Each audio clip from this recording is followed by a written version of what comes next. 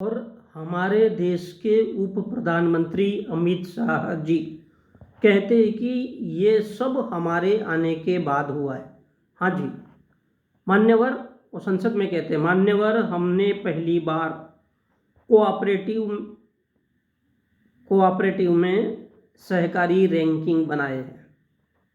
7 प्रमुख क्षेत्र है, पैक्स है, डेयरी है, मत्स्य पालन है, अर्बन कोऑपरेटिव बैंक है, आवास है, क्रेडिट है, खादी और ग्राम उद्योग।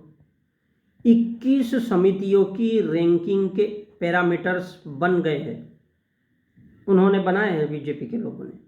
अब जिला स्तर पर, राज्य स्तर पर और राष्ट्रीय स्तर पर एक्सलेंस के अवार्ड भी दिए जा रहे हैं। एक्सलेंस यानी बहुत अच्छा काम हो रहा है। मान्यवर, सहकार से समृद्धि के लिए सहकारिता मंत्रालय ने दिन रात काम करके ओला जैसे, उबेर जैसे बहुत बड़ी बड़ी सहकारी कोऑपरेटिव टैक्सीज जैसी योजनाओं को हम लाने वाले, जो 2 व्हीलर का भी रजिस्ट्रेशन करेगी, जो रिक्शा का भी रजिस्ट्रेशन करेगी, 4 व्हीलर का भी करेगी, और उसका मुनाफा धन्ना सेठों के हाथ में नहीं जाएगा।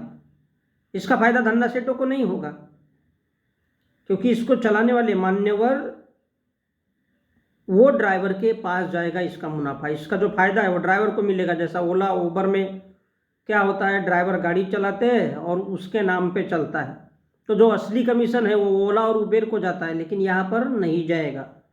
तो इस प्रकार की कोऑपरेटिव लेकर के आ रहे मान्यवर। मैं विश्वास के साथ बताता हूँ कि कुछ ही समय में प्राइवेट सेक्टर में सबसे बड़ी इंश्योरेंस कंपनी कोऑपरेटिव कंपनी बन जाएगी। तो लाभ किसको मिलेगा? गरीब मजदूरों को इस देश के। जब ड्राइवर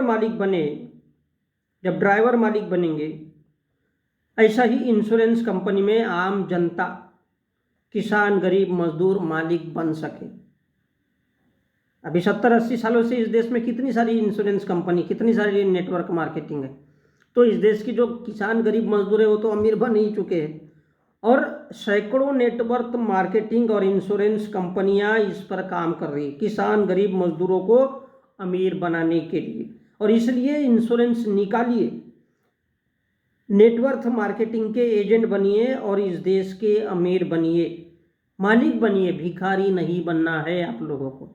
कैसा? इंश्योरेंस निकालोगे तो वो सारा का सारा पैसा जो है वो प्राइवेट सेक्टर को जाता है, मालिकों को जाता है।